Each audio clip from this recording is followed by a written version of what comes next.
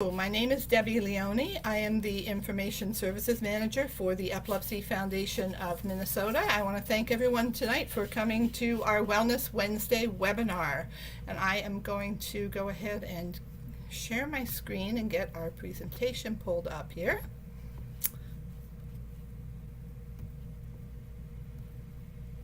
Okay. So our webinar tonight is on childhood epilepsies and seizure types, and we are very excited to be partnering tonight with Mayo Clinic to bring you this webinar. To get started, we're going to just go through a few housekeeping items. The webinar will last 1 hour and 15 minutes, and we want everyone to have the best possible experience. So in order to help with that, we do encourage you to close out any unnecessary windows you might have open on your laptop or your tablet or device, especially anything that uses a lot of bandwidth, such as streaming applications or music applications. We are going to provide you with a certificate of attendance after the webinar. I will mail those out via email within 3 business days, and I'm also going to send out a copy of this PowerPoint slide, so you will have that to refer to for the future.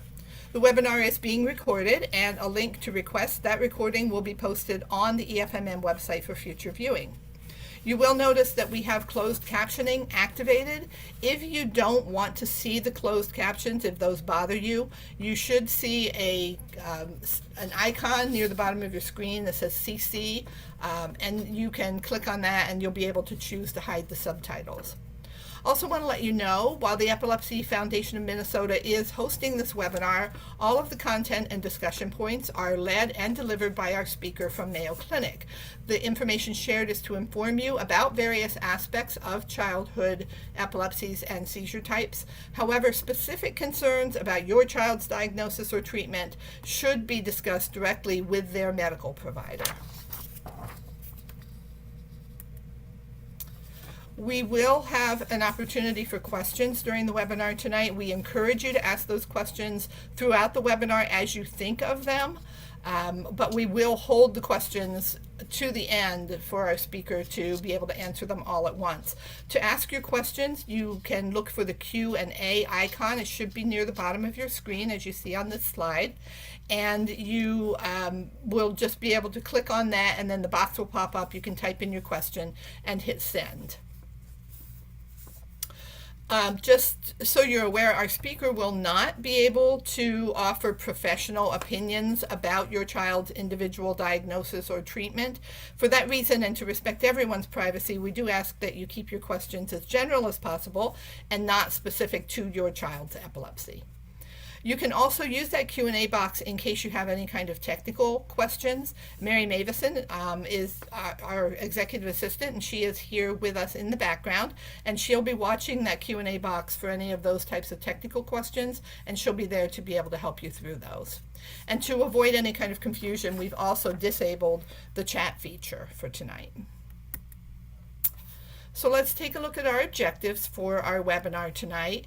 They are to identify common seizure types and epilepsies seen in children, to learn about possible causes and treatments most often used in children with epilepsy, to understand the impact epilepsy and seizures may have on child development, learning, and social and emotional well-being. All right, well, I am excited now to be able to introduce you to our speaker for this evening. Anthony Fine is an assistant professor of neurology and pediatrics at Mayo Clinic in Rochester, Minnesota. He is a pediatric epileptologist and child neurologist with clinical focus on developmental and epileptic encephalopathies, DEE, epilepsy genetics, and neonatal and fetal neurology. His research interests include the diagnosis, treatment, and outcomes in children with medically intractable epilepsy. We are honored to have Dr. Fine with us here tonight, and I will now turn things over to him.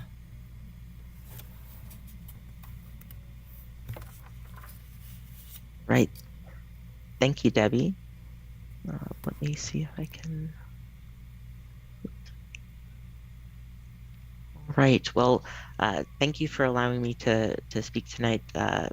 My talk is seizures and epilepsy in children. This is a big topic. First, we're going to start just some terms and definitions, just to kind of introduce things. So what are we talking about? So seizures are symptoms that occur due to abnormal and or excessive electrical activity in the brain. And they could be different from person to person and sometimes even within the same person, depending on where the activity starts and where it spreads to. And when we say epilepsy, we're really talking about two or more unprovoked seizures, and we'll get to kind of provoked seizures a little later, or a single seizure that has a really high chance of happening again, or if you fit into a specific epilepsy syndrome. And we'll talk about epilepsy syndromes a little bit later as well. We use the word semiology in epilepsy, and this is really just the signs and symptoms that occur during a seizure. And we try to classify what happens during a seizure as a specific semiology, just to try to tell us where's the seizure coming from and what could potentially be causing it. There's a lot of words out there, and so words that are used to describe seizures certainly vary from person to person, but even among uh, medical providers and epilepsy providers, there can be significant differences um, in the terminology. Part of it is use of older terminology. And so what we classify seizures and epilepsies changes every few years. And so the most recent classification system came out in 2017. And so you could imagine that there are some who are a little slower to take on the new terminology. Um, the other thing is that sometimes our description of what happened might not be the whole picture. And so we might not use the completely accurate term, but we use what we think is the right terminology. Many times, kind of one of the first questions that I ask myself when hearing a history is, was this seizure focal or generalized? What were the main symptoms? And sometimes it's hard to tell just on history, but that's why we do other studies such as EEG and imaging, which can help give us clues to make that decision.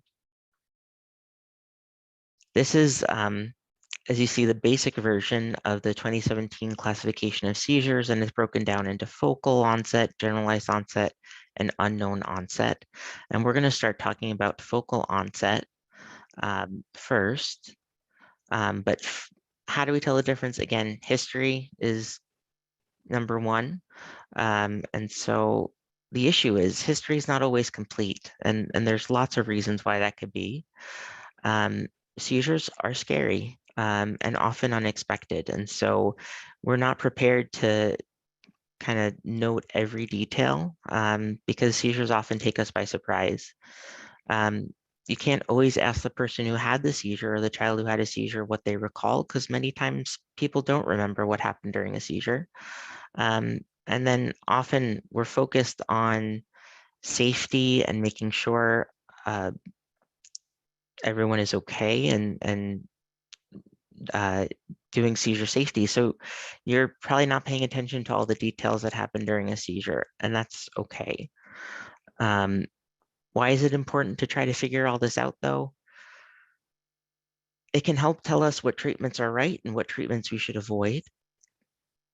It could also potentially tell us about what outcomes to expect. Will seizures continue, or will they stop in a few years, or are there other issues that we need to look out for? It also really helps patients, families, caregivers, and medical providers be on the same page. So if we're talking about a specific seizure type, it helps if everyone's using the same terminology and has the same understanding.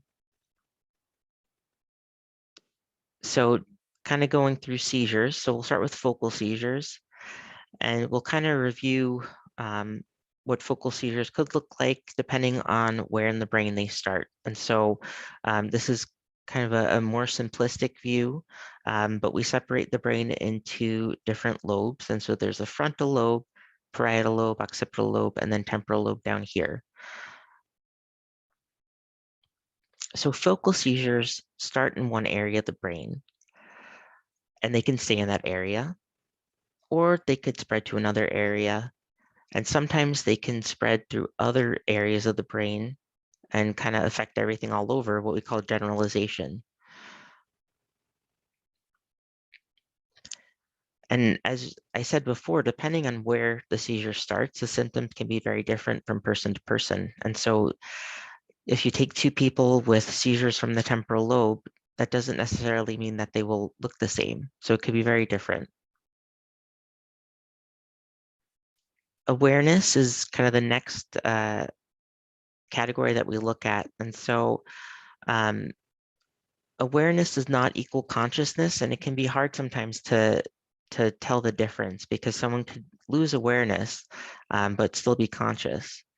It really depends on what the activity from the seizure is doing to the brain, and if it's localized to one area or does it spread to an area that affects awareness. And as I said, it's not always clear. Sometimes individuals could have impaired awareness and still interact in some way, but it doesn't mean that they're truly aware of what's going on around them. Other complicating factors, you can start with preserved awareness, and then you might lose awareness. And so we usually look at what happens over the whole seizure. So if you lose awareness at any point, we consider that you lost awareness during that seizure, even if you start with awareness at the beginning. Motor versus non-motor symptoms. So when we think of seizures, a lot of times we think of the motor symptoms associated with seizures. And so often stiffening or tonic phase, there can be jerking or the clonic phase. And people could also have kind of automatic non-purposeful movements. So lip smacking, chewing movements, or kind of fumbling movements with their hands, what we call automatisms. Seizures also could start with non-motor symptoms, particularly focal seizures. And so some people may have emotional changes, such as fear at the start of a seizure. Some people may laugh or cry or become angry. Some people will get sensory symptoms, so what we call an aura. Some people may hear something that's not um, happening or see something that's not there, or they may smell a smell right before their seizure. And there's also autonomic symptoms. So many times during seizures, there's an increase in heart rate. Someone can have changes in their breathing, either hyperventilating or slowing of their breathing. Some people vomit with their seizures. And then goosebumps. Some people will feel that kind of at the start of their seizures, and that's kind of their warning that they're going to have a seizure.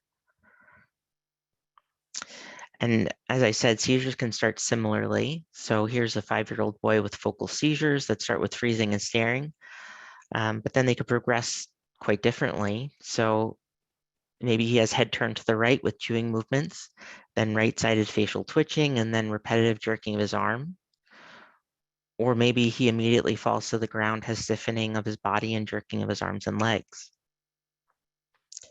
But they could also start very differently. So the same 5-year-old boy has focal seizures that start with sudden onset tingling in his left arm, followed by repetitive jerking of his left arm. His eyes jerking to one side, retained awareness saying he can't see, looks fearful, has sweating and repetitive vomiting. Or he may wake up suddenly from sleep with yelling and wild kicking movements. Getting back to the different areas of the brain. So our frontal lobes are important for what we call executive function. So attention, self-control, learning, judgment, important in memory formation, and then also in coordination of movement. Seizures from the frontal lobe, we often think of as happening from sleep. These can be quite frequent overnight. What's characteristic about many frontal lobe seizures is that they're rapid on, rapid off. So very short seizures, but kind of explosive onset. They can be associated with lots of movement, what we call hypermotor activity of the arms and legs or body, sometimes very complex movements. But because of that, they can many times be mistaken for non-epileptic events. Another issue is sometimes the EEG during frontal lobe seizures doesn't show anything. And so it's one time or one of the times that EEG is not extremely helpful. But then we kind of base our classification on history of kind of repeated stereotyped events. You can also have, there are other areas of the frontal lobe, and seizures can look quite different. So from more the posterior frontal region, kind of back here near motor planning cortex, you can sometimes see what's called a figure 4 or fencer's posture, where someone has flexion of one arm, extension of the other, and kind of head turn. So it really, again, depends on even within the same lobe where the seizure activity is starting. Temporal lobes we think of as being important for memory and language, processing of sounds and speech. And so over here. And when we talk about the temporal lobe, we always try to think of what is the dominant temporal lobe for memory and language. And this gets important when we're trying to figure out if someone is a candidate for epilepsy surgery. We worry if the seizure focus is coming from their dominant temporal lobe. Again, there are different regions of the temporal lobe. So one area that it's common to have seizures from is the middle temporal or mesial temporal lobe. People may experience an aura, such as smelling something, or they may get this rising sensation in their belly, or have kind of a deja vu sensation. They might have some automatism, staring, and may have loss of awareness. Where seizures coming more from the lateral temporal lobe, the auras may be more kind of dizziness, sensory changes, hearing things. They may have automatisms, they may not, and this may rapidly spread throughout the brain to a tonic-clonic seizure. Parietal lobe is what we think of more as kind of the sensory cortex. So the parietal lobe processes other lobes information, so takes kind of vision, hearing, information, processes it.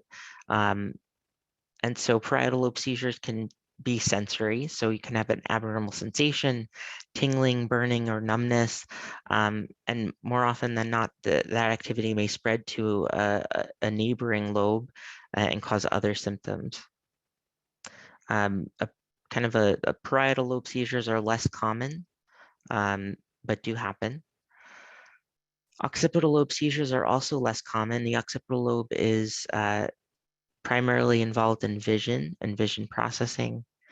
And so seizures, as you would expect, can involve vision changes. So some people may have loss of vision. They may see things that aren't there or hallucinations. But interestingly, you can also have autonomic changes like we talked about before. And so some children with occipital lobe seizures will have vomiting, and some just have essentially vomiting, increased or decreased heart rate, breathing changes. They may become pale, they may have flushing, and they may sweat.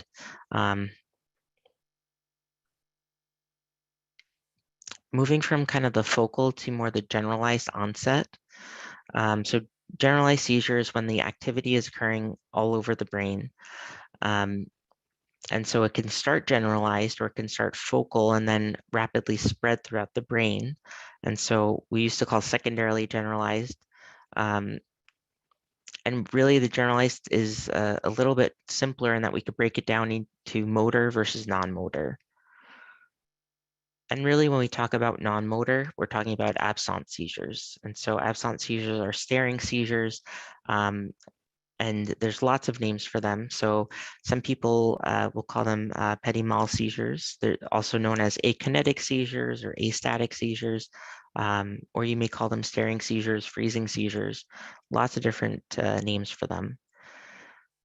Usually with an absence seizure, they're very brief, lasting a few seconds. Someone may be doing something or speaking, they may just suddenly freeze, or they may stop speaking. Some people will have other changes, so their eyes may look up, they may have kind of fluttering of their eyelids, or they could have kind of chewing movements of their mouth during the freezing portion, and then they kind of come back to. Sometimes they may be a little disoriented and take a few seconds to kind of get back to where they were. Some people continue as if nothing happened. Um, these typically are frequent and occur many times throughout the day. And because they can be so subtle, they can sometimes be misdiagnosed as having attention deficit disorder, um, or sometimes just may think that your child's not listening, but they're actually having subtle absences throughout the day. The other generalized seizure types are considered motor. And so tonic-clonic or convulsive seizure with the stiffening portion, the tonic phase followed by clonic phase of jerking. Tonic seizures typically occur in epilepsy syndrome known as Lennox-Gastaut syndrome. And with this, typically there's stiffening and lifting up of arms. These can be very brief seconds. Some people will have them lasting a few minutes. Myoclonic seizures can affect kind of any part of the body, and these are really rapid involuntary muscle jerks. When we talk about atonic seizures, these are seizures where someone loses tone, and this could be partial or kind of full body, also known as drop seizures. And so someone may have rapid head drop, or they can kind of suddenly completely drop to the ground. Technically, any type of seizure that makes you drop is a drop seizure, but many times when we're talking about drop seizures, we're talking about atonic seizures. Sometimes, though, we don't know, and it's not possible to classify seizure, and so we may say it's an unknown onset or unclassified.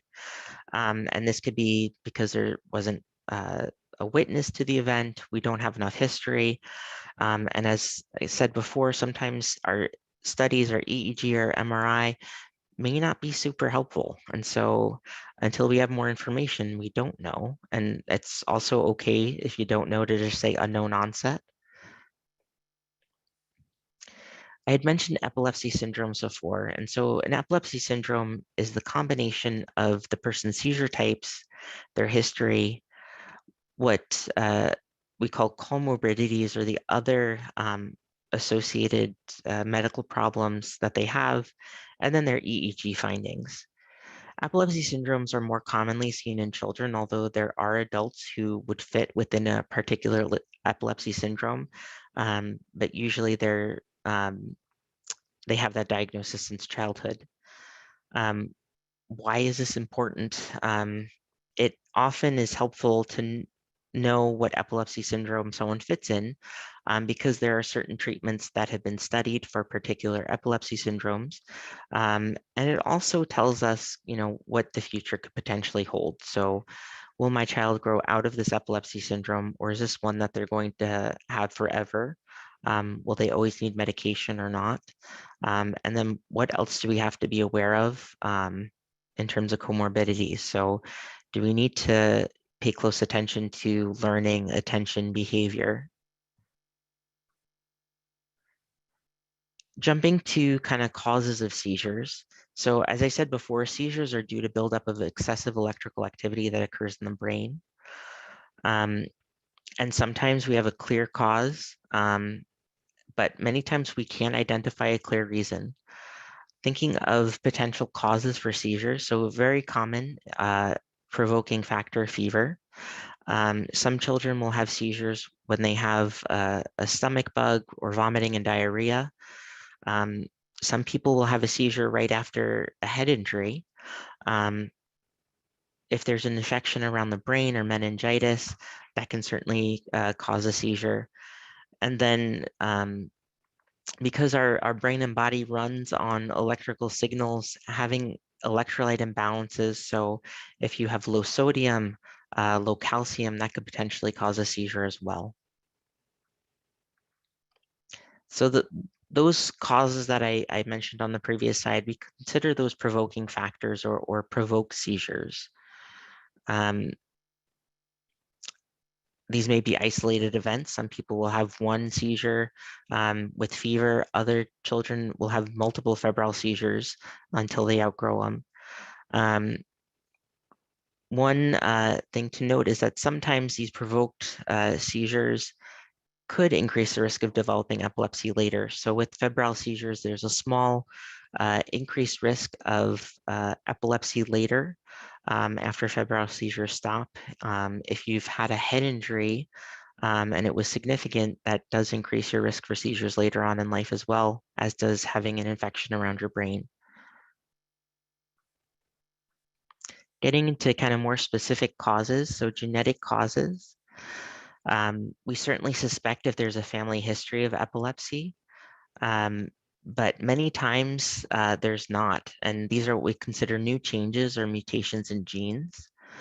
And sometimes we find new changes in genes that don't necessarily fit or make sense. Sometimes these changes just increase the risk for seizure, but don't necessarily mean that someone will ever have seizures or epilepsy. And some gene changes actually do affect how the brain forms. And so if it is a gene involved in kind of we call cell signaling, kind of how one cell talks to another, sometimes that can cause a change early on when someone's brain is forming before they're even born. Structural changes. So we think of things that can kind of more acutely cause seizures, such as tumors or a stroke, but scarring from a previous brain injury or infection from one of those provoking factors could lead to structural changes that then cause epilepsy. And as I kind of mentioned before on the genetic etiology slide, there can be areas of the brain that form differently. And essentially, anytime there's areas of the brain that didn't form correctly, if there's brain where it shouldn't be, or that didn't travel to the right spot, that increases the risk for epilepsy. Sometimes we call these malformations of cortical development, depending on those changes. And those may be considered genetic structural. So you could have more than one cause, certainly. Other causes to think about, so immune or inflammatory causes. Some people will have disorders where essentially the body begins attacking itself, and so begins attacking the brain and nervous system. And these people can present with seizures quite suddenly. And often these are really hard to control seizures with our typical anti-seizure medications. Other causes, there are metabolic causes, and when I say that, I mean a specific metabolic disorder. There are some that increase the risk for epilepsy, and then there are certain infections that can cause epilepsy or be associated with epilepsy. Kind of moving on to testing. What do we do when someone has a seizure, or if we're working someone up for epilepsy? So kind of the mainstays of evaluation, labs, depending on the history. We would do a brainwave study, and essentially all people who are having seizures, especially if it's not provoked, and so an EEG, and then imaging of the brain. So the EEG, or electroencephalogram, measures the electrical activity in one spot compared to another. And it can tell us lots of things. So your brain has a baseline rhythm, just like your heart has a rhythm. And so the EEG can tell us what the brain is doing at rest and how well it's working. It could detect electrical activity that's kind of more than expected. If someone is having seizures while on EEG, it can tell us and confirm, yes, these are seizures. It can also tell us if there's areas of the brain that are not working as well as they should. So maybe the background rhythm in one area is less than expected or less compared to another area. This is a fairly standard EEG arrangement. And so the odd numbers are left side and even numbers are right, and Z is midline, Nasion is nose, Inion is kind of the bump on the back of your head, and then A is ears. And so this is a fairly common EEG setup. There are different numbering systems and ways that EEG could be applied, but this is just one example. And with the EEG, we measure electrical activity on the scalp. And so here are electrodes glued to the scalp. And then when we're reading the EEG, we're looking at kind of these squiggly lines that tell us what the brain is doing. And when we're looking for extra electrical activity, what we're talking about are things that we call sharp waves. So such as here, spikes, which you can see are narrower than the sharp waves. Or you can have spike and wave discharges, such as here, which is what you might see in an absence seizure. Imaging. So imaging is usually done to identify a structural cause for the seizures. And when we think of imaging, the most commonly used are MRI or CAT scan or CT scan. MRI is probably preferred compared to CT scan because it has better image quality. It does not have any radiation, so MRI uses magnetic fields to obtain images, so does not have radiation. However, in younger children, it typically requires sedation if you're trying to get good quality images. A CT scan is helpful because it's fast and really should be limited to use in emergency. So if someone is presenting with a seizure of unknown cause, or there's concern for a brain tumor or a brain bleed, then that would be a reason to obtain a CT scan immediately. As I said before, there's radiation exposure. With that, it's usually fairly low dose, but it's still a concern. Other testing, neuropsychologic testing can be very helpful to obtain, particularly baseline, shortly after seizures start. This is really to say, here is where we were as seizures were starting early on. And so if there are academic concerns or cognitive concerns in the future, there's something to refer to. And this testing is often pretty intensive, sometimes kind of full day evaluations of attention, memory, processing speed, visual spatial skills, IQ, or intelligence quotient. And it's very helpful. There's usually a shortage of availability for neuropsychologic testing, and this is kind of nationwide. And so it's not uncommon for there to be a significant wait, anywhere from 3 to 6 months for neuropsych testing, unfortunately. So going to treatments, and I'm kind of breezing through things just because there's a lot to cover. But treatments, anti-seizure medications are the mainstay treatment for epilepsy. And so if someone has a diagnosis of epilepsy, more often than not, they are started on anti-seizure medication. There are exceptions. The choice of medication depends on age, what type of seizure are we trying to treat, as well as other medical conditions. So all medications have side effects, and unfortunately, the anti-seizure medications come with a hefty load of side effects. More commonly, fatigue, dizziness, nausea, mood changes are pretty common for most of the anti-seizure medications. When we talk about dietary therapy, we're often talking about ketogenic diet. Other diets, such as modified Atkins diet, medium chain triglyceride, or low glycemic index diet can be done and can be helpful for difficult to control epilepsy. Talking more about ketogenic diet, this is a high-fat, low-carb diet. Typically, it's a ratio of 3 to 4 to 1. So fat to protein and carbohydrates. And the breakdown is typically 90% fat, 4% carb, 6% protein. And this diet is helpful for ensuring a consistent production of ketones. There are a lot of keto products out there on the market right now, and many of these are not actually okay on the ketogenic diet.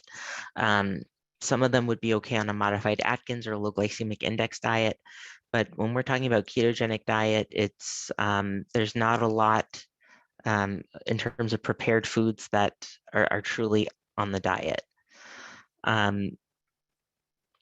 With the keto diet, essentially all meals and snacks are planned and prepared using recipes, and everything is weighed out to the gram in order to get that ratio, whether it's 3-to-1 or 4-to-1 or 2-to-1. Everything is kind of carefully planned. Keto diet, as it sounds, can be challenging, but can be very effective. So again, children must eat all of the meal in order to adequately make ketones as well as maintain their blood sugars. While on the diet, you're changing the body's metabolism from running on sugar to running on ketones. It's a lot of work for parents, and again, requires measuring and weighing of ingredients. But why do we do it? Well, in one study, 75% of people on the ketogenic diet had a reduction of seizures of some sort. 1/3 had over 50% reduction in seizures, and about 10% had over 90% reduction in seizures. So it can be really beneficial, despite the challenges in starting and maintaining the keto diet. And many times we'll use the ketogenic diet for very difficult to control and treat epilepsies. But certainly many epilepsies could potentially respond to ketogenic diet. And I've had some families, rather than start an anti-seizure medication, have opted for diet, which sometimes works. Modified Atkins diet is where I sometimes start with my teens. And so it's more liberal on protein, which then allows you to have a greater variety of foods. It's not as structured as a ketogenic diet, so it still takes some planning, but you're not weighing everything out. It's easier to do. And in some children, it can be just as effective as ketogenic diet or close to as effective. And kids can make ketones on modified Atkins diet. And again, as I said, this is sometimes what I start my teens on. If this is effective, we may go to a traditional ketogenic diet. Or if, the entire family is going to start the diet, which it's a lifestyle change, and many families will start it together. We may start modified Atkins diet and then graduate to a ketogenic diet. Moving on to neurostimulation. And so these are devices which send electrical signals to the brain to reduce seizures. And these have been around for a number of years, but there have been some advances as well as newer devices that have come on the market. When we do neurostimulation, we're not doing it to get rid of all seizures. So usually these are in children who their seizures are very hard to control with medication alone. And so we're adding this as an additional therapy. Ideally, you'd be able to reduce some medications if the stimulation device is helpful, but these are not considered cures. It's something that we consider palliative therapy. So it can make seizures better, but doesn't cure them. Again, seizure freedom not expected.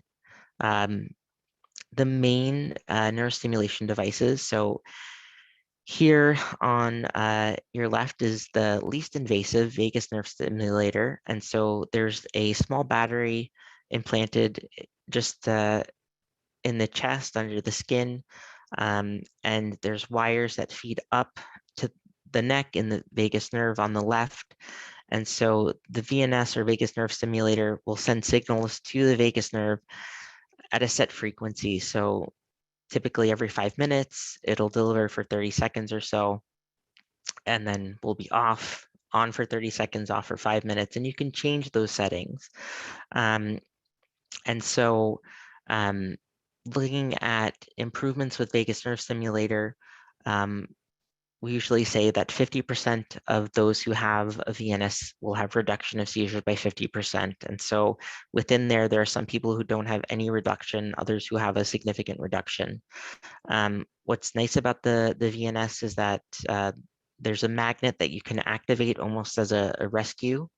And so if someone is having a seizure, sometimes catching it early with the magnet will deliver a stimulus or a charge, and that could sometimes shorten a seizure or stop a seizure. The newer vagus nerve devices have heart rate detection, and so will detect a sudden jump in heart rate and deliver an extra charge. And then we can see, how often is that going off on its own when we check the settings. Moving on to kind of more invasive, so DBS or deep brain stimulation. And so again, battery is implanted in the chest and wires go up to electrodes that are implanted into the brain, typically into areas called the thalamus. And deep brain stimulation has been used for a number of years for people with movement disorders. And so Parkinson's disease and other movement disorders. There's a video that many people have seen of a violinist playing violin during surgery while he's having a deep brain stimulator implanted for tremor. But we do use it for epilepsy. It is typically difficult to get insurance approval for it in younger children, and so usually teens, and certainly if you're 18 and up, it is easier to get approval for. But it certainly is more invasive. And then responsive neurostimulation, or RNS, again, invasive. Instead of the battery being implanted in the chest, it's actually implanted in the skull itself. And then there can be a number of different arrangements, but there's usually electrode targeting where the seizures are coming from. Sometimes you could put this in someone who has temporal lobe epilepsy, and it's proven, and just to monitor for seizures. So with the RNS, what's nice is that you can see, it could measure seizures, and you can see how many seizures are happening, and do you need to make any adjustments. Many times we'll consider RNS and DBS after we've already done an intracranial EEG recording, so electrodes in the brain to record seizures. But certainly there's benefits and to each one, and so it's often a decision between one versus the other, depending on the types of seizures someone is having. And RNS and DBS are likely more effective than VNS, but certainly more invasive with electrodes implanted in the brain. Oops. What about new and developing evaluations and treatments? And so there's wireless EEG monitoring that is coming on the market. Long-term EEG that's implanted, we call subcutaneous EEG, so just under the skin on the scalp. There are seizure forecasting devices. So are there ways to know if someone is going to have a seizure? And that could warn them that you're going to have a seizure today. More minimally invasive epilepsy surgery, as well as gene therapy. And so wireless EEG monitoring, this is a device called a Cerebell, and it's kind of wraps around the head. And then there's a receiver, and you can look in real time if someone is having a seizure. And so this is nice for use in like an emergency department or in an intensive care unit if you need to rapidly know if someone is having a seizure. This is another device that is fairly new. It's called the Epilog. And so this is a wireless Bluetooth transmitter. And so you normally would place 4 or more on the scalp, and it's just a sticker, and then would be able to wirelessly record seizures.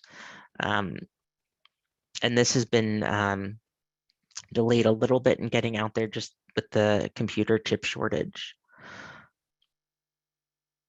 Subcutaneous EEG monitoring. And so this here would be the electrode that's implanted. And then here's the receiver. I think I haven't, nope, I thought I had a picture.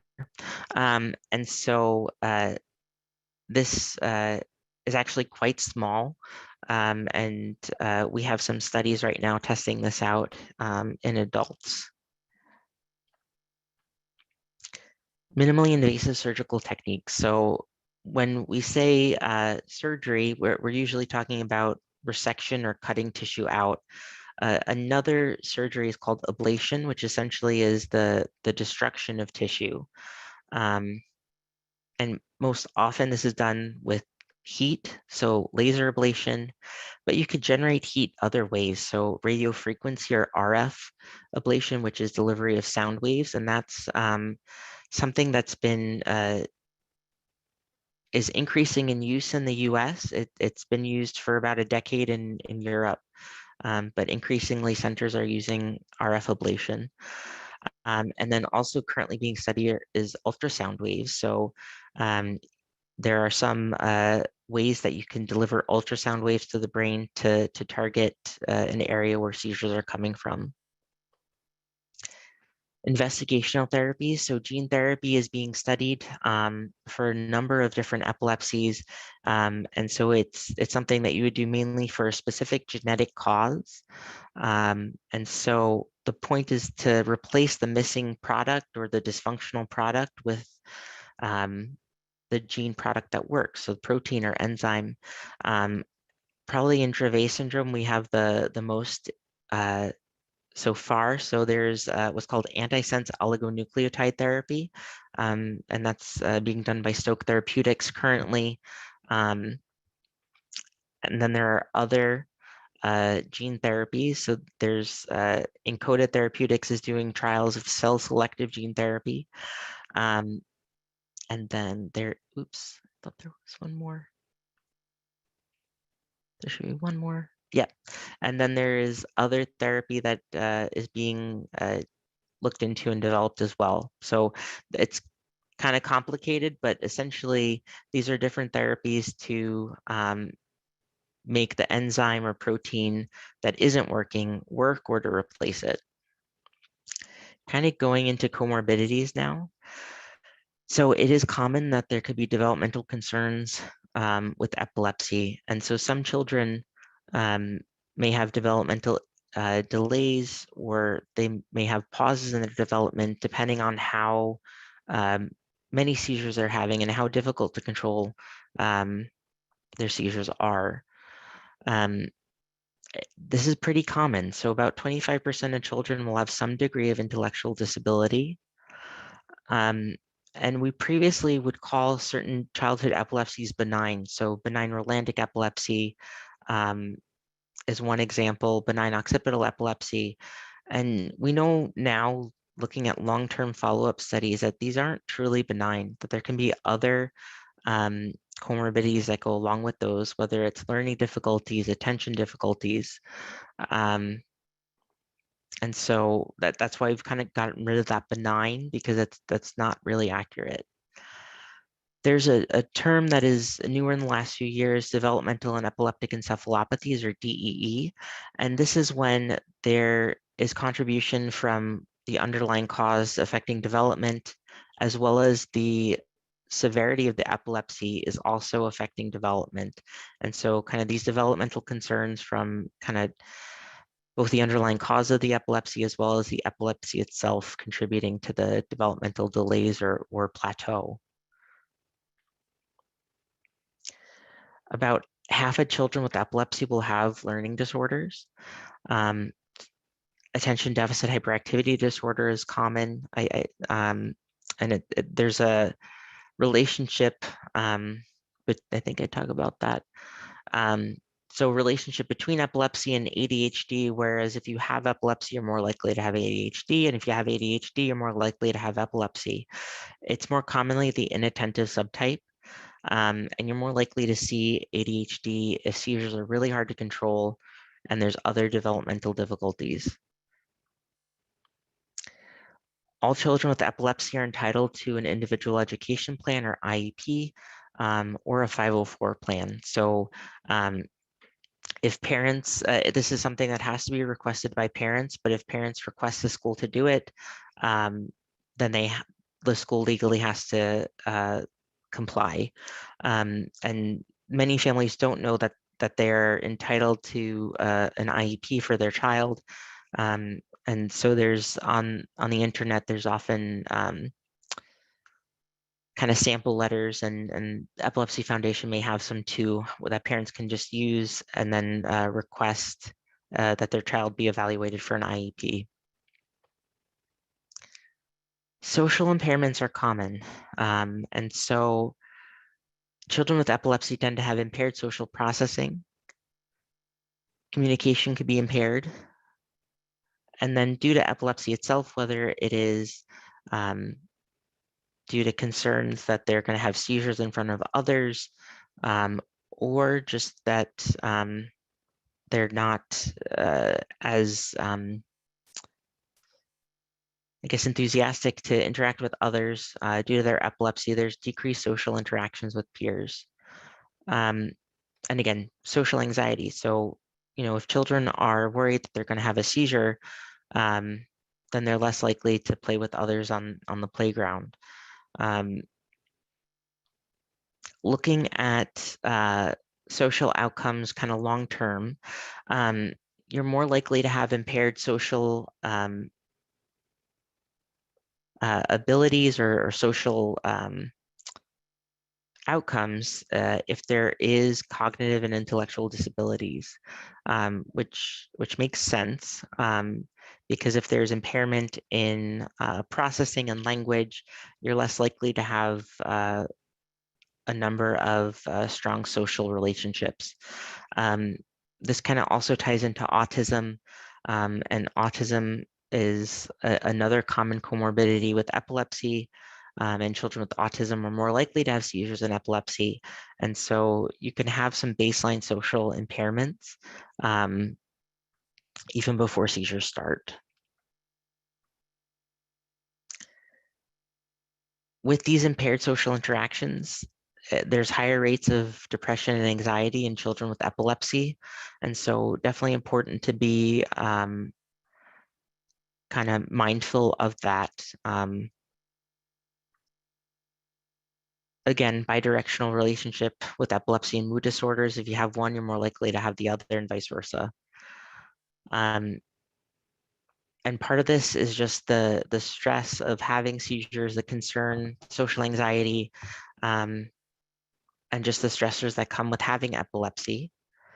The other issue is that our anti-seizure medications really commonly can affect mood. So, commonly used medication, levetiracetam or Keppra, a small portion of children have mood changes, so depression or anger. And so it's not usually as small of a number as, listed in the medication pamphlet.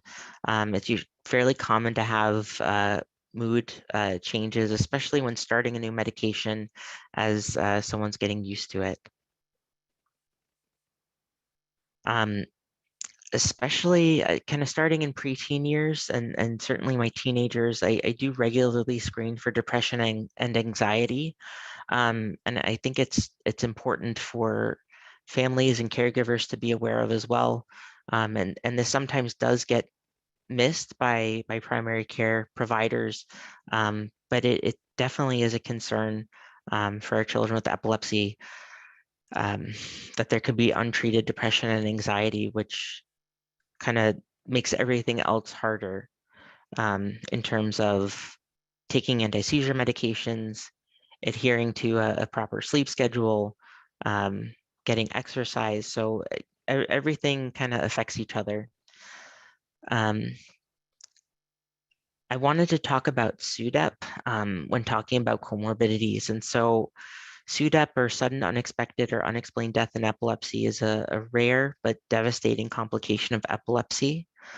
Um, and it's not something that anyone likes to talk about. And but I do know that it's on a lot of people's minds when they're thinking about their child with epilepsy. Is this a possibility? Is much less common in young children compared to adults. And so um, looking at um, data from Olmsted County, the rates of SUDEP are about 1 in 4,000 children per year or per person year, which is quite rare. That number goes up to 1 in 1,000 for adults, which is not rare. That being said, I do think it's important to discuss SUDEP with families, and because it's out there and it exists, and we hear about it in the news. We try to prevent SUDEP as much as possible. And so to do that, we try to get control of seizures, particularly convulsive seizures that happen at night. And things that kind of reduce that risk of SUDEP are taking anti-seizure medications properly.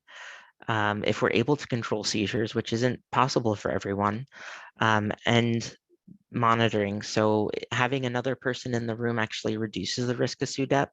It's not clear how much our monitoring devices, so our video and audio monitors, how much that reduces the risk of SUDEP, but likely it does play a role, and is helpful.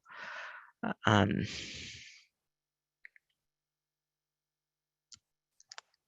Again. So that was kind of a rapid whirlwind talk on seizures and epilepsy in children. Just in summary, again, seizures can be different from one person to another, depending on the cause of the seizures and where the seizure is coming from in the brain. A typical evaluation for seizures includes EEG and imaging with MRI. Our therapies are anti-seizure medications, dietary therapy, and neurostimulation, with some newer technologies on the horizon. And then importantly, comorbidities are common and should be monitored for and managed along with the epilepsy.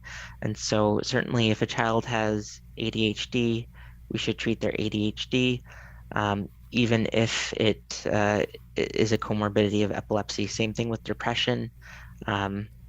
So that is all that I have. And so open it up for questions. Okay, well, thank you, Dr. Fine. That was very interesting. At this time, we don't have any questions listed, and I encourage people, we do, anyone who's attending, we do have time here for questions. It's not too late to type your questions in. I did bring a few of my own with me so that we'll get the ball rolling here. Sometimes people just need to hear a question from someone else before they're ready to start asking. I talk to a lot of parents through the Epilepsy Foundation, and there's a few things that I think there sometimes tends to be some confusion on. You mentioned genetic test, genetic Yeah. factors, and there seems to sometimes be a bit of confusion between what it means for epilepsy to be inherited and what it means for it to be genetic. And I wonder if you could talk about that just a little bit more. Yeah, thank you, Debbie. That's a great question, and it does come up a lot. So, um, we often will say genetic, or we kind of assume that an epilepsy is due to a genetic cause. And what that means is that there's a change somewhere in a particular gene that we think is causing the seizures. Now, many times there's not a family history of epilepsy. And so when we say inherited, that means that this is coming from a parent, so from a father or mother, um, or grandparent, that this is something inherited. And so that means that that gene change um, is within whoever you're getting it from and is passed down. Whereas genetic doesn't necessarily mean that. So And as I said many times, it's a change in a gene that causes seizures, but is new for that person and new for that family. Sometimes those changes can be then handed down. So if that person with that genetic change then has children, some of those changes could be handed down, but not all genetic causes are inherited, if that helps. That clarifies things very well.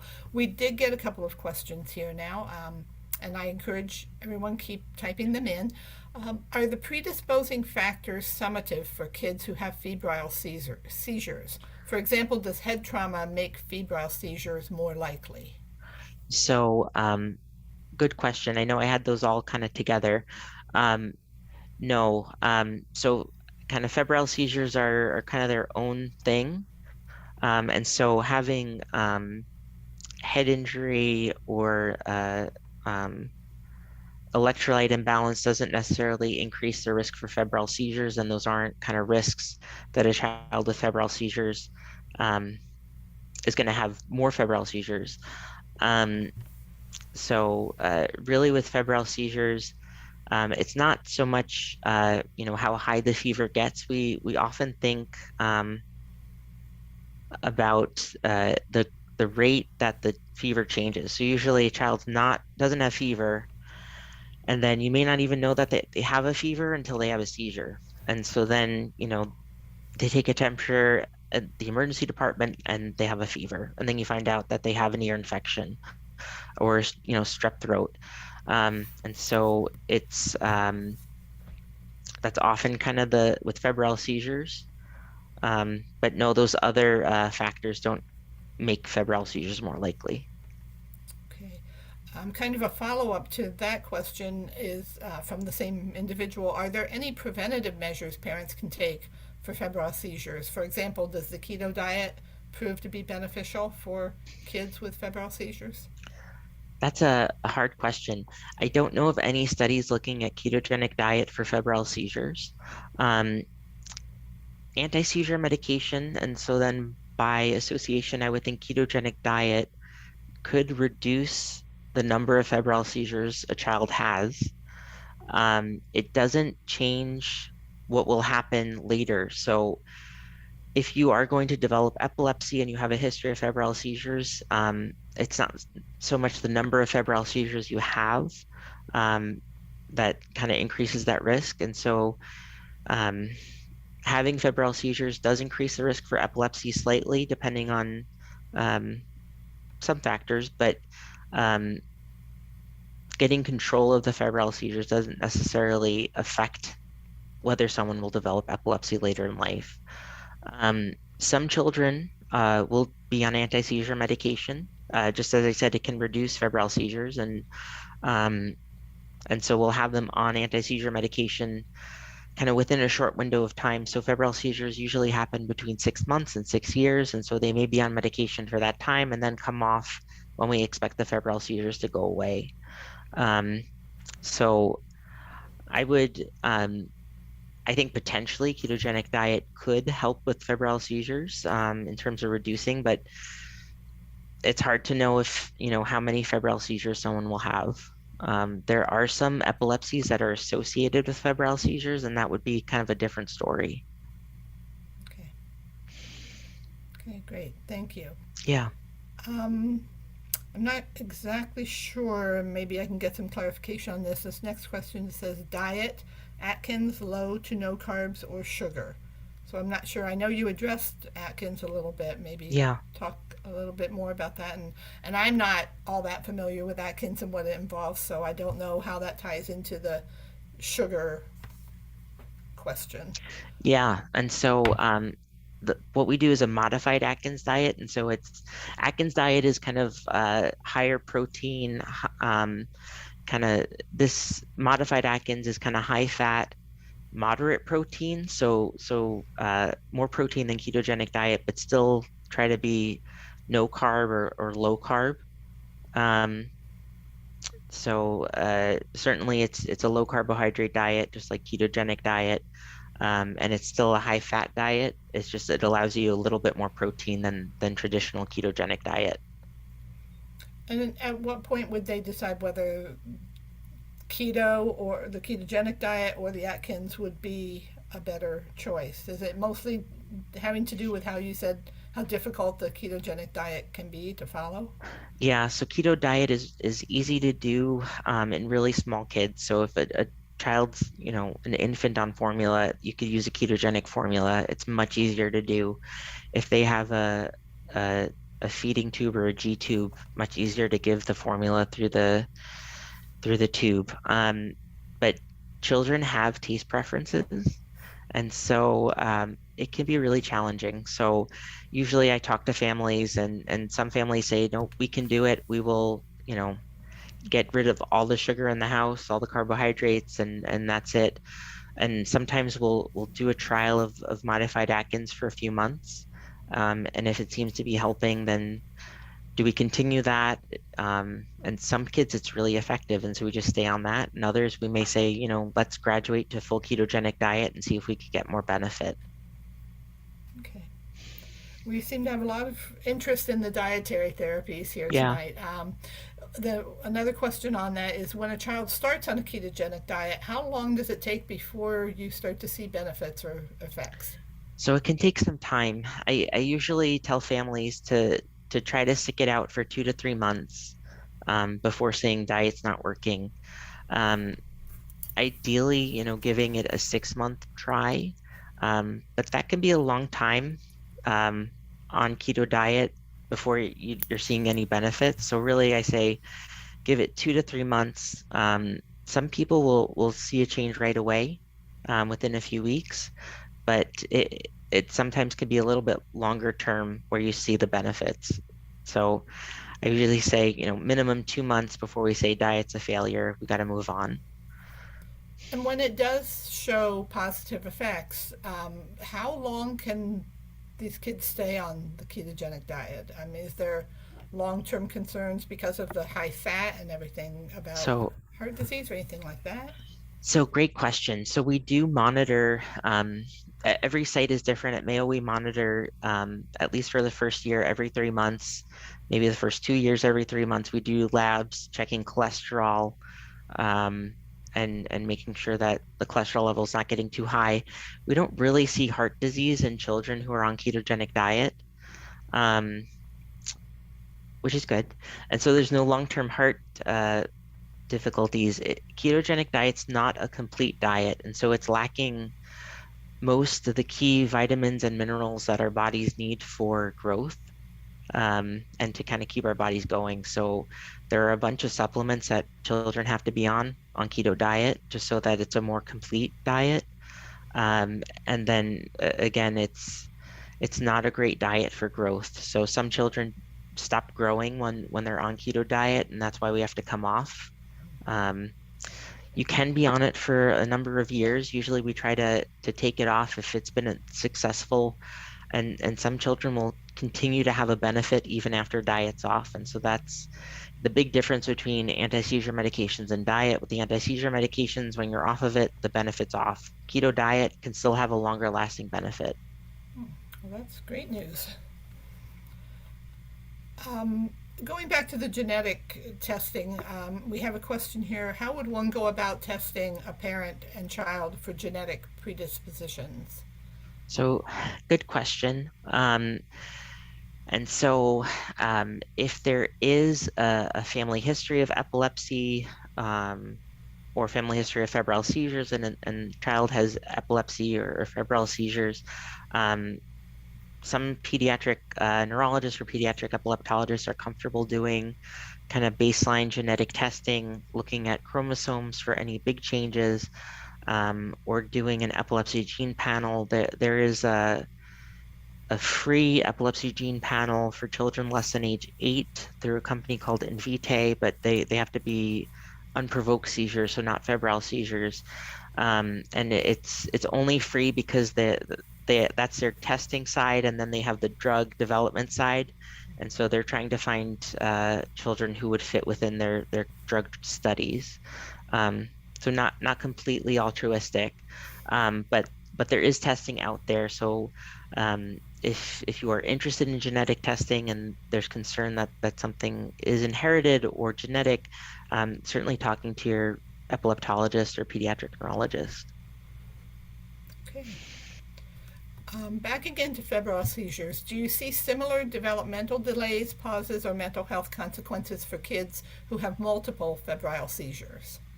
So usually no. So usually we don't worry about febrile seizures negatively impacting kind of development. The concern would be very long febrile seizures and really just the complications associated with those. So if children have very long febrile seizures that are difficult to stop, we don't like long seizures just because they're very hard on the body and the brain and have consequences. But typically, a child who has multiple febrile seizures, we don't necessarily worry about development. We certainly would still follow it closely, but not the same degree. Okay.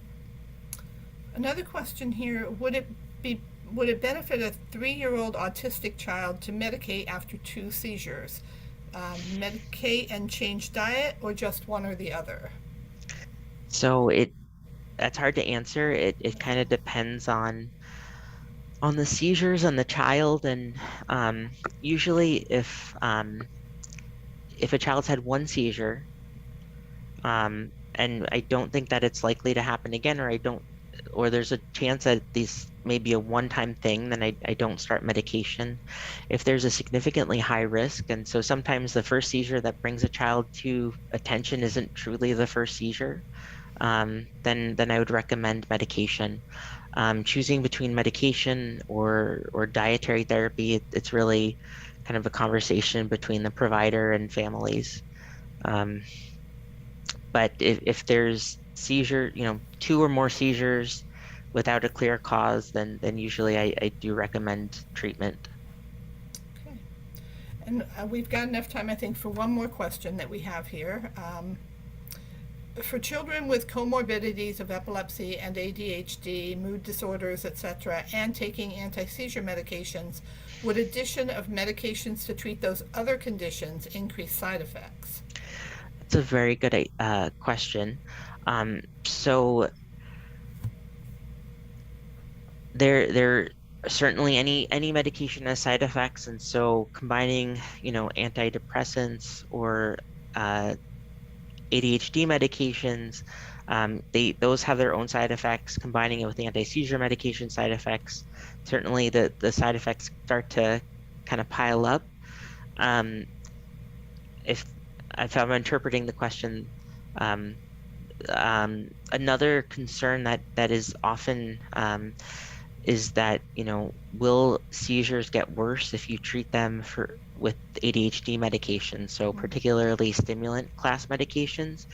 And actually, there are some providers who still think that, and older literature will say that you should avoid stimulant medications in children with ADHD and epilepsy, as it could worsen seizures.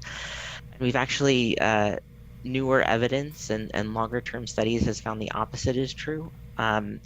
Children who have ADHD on stimulant medications and are being treated for ADHD and epilepsy are less likely to have breakthrough seizures. And so there should not be a reason not to treat ADHD. There are some medications for mood that are could potentially increase the risk for seizure. And so kind of making sure that your epilepsy provider is aware of those, or that the person prescribing the medications for mood is aware that the child has epilepsy, just to know that, to avoid those medications. Okay. I said that was the last one, but there's one more, and I think this is a fairly short answer, so I'm going to go ahead and sneak this one in here at the end. For a child having a tonic-clonic seizure, is it normal for their lips to go blue? So it can be. And so particularly with a seizure that's kind of affecting the whole body, um, seeing color change around the lips, sometimes even kind of color change just the whole face. The fingers, toes can start to change color. Part of it is just the seizure itself and the changes in breathing and heart rate and blood flow. Some children will actually, their lips could go blue when they're not having a full tonic-clonic seizure. And so they can be having a focal seizure where they're just kind of staring and not responding, and they could have color change. So that's very normal to happen during a seizure. Okay, great. Well, thank you, Dr. Fine. This has been very interesting, and we got some great questions, and I'm glad we had time to get to all of them. I want to thank you for being here tonight. Thank everybody for attending. A few things I just want to wrap up here. I want to remind everyone of who the Epilepsy Foundation is and what we do. We lead the fight to overcome the challenges of living with epilepsy and to accelerate therapies to stop seizures, find cures, and save lives. That's really what we're all about. I want to put in a plug for our information services. If you have any kinds of questions and need any kind of support, we offer free one-on-one support.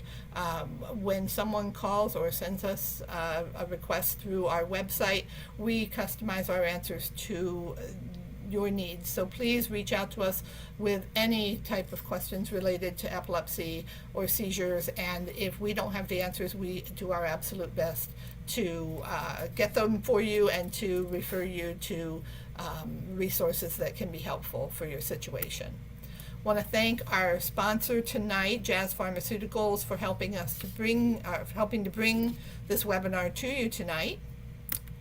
And we are going to take a little bit of a break for the summer because we know how busy everyone is during the summer months. So our next Wellness Wednesday webinar will not be until September, and it will be on transition planning and making that shift from childhood to adulthood while living with epilepsy, and the speaker will be announced. When we have that finalized, we will have it on our website at this address, and you will be able to register there for it. Once again, I want to thank everybody for attending, and thank Dr. Fine for sharing his time and his expertise with us tonight. It was very, very helpful. I hope our audience really was able to get their questions answered and was able to benefit from all of your great knowledge. So thank you, Dr. Fine. Yes, thank you for having me. All right, and I hope everyone has a good evening. Thank you. Thank you.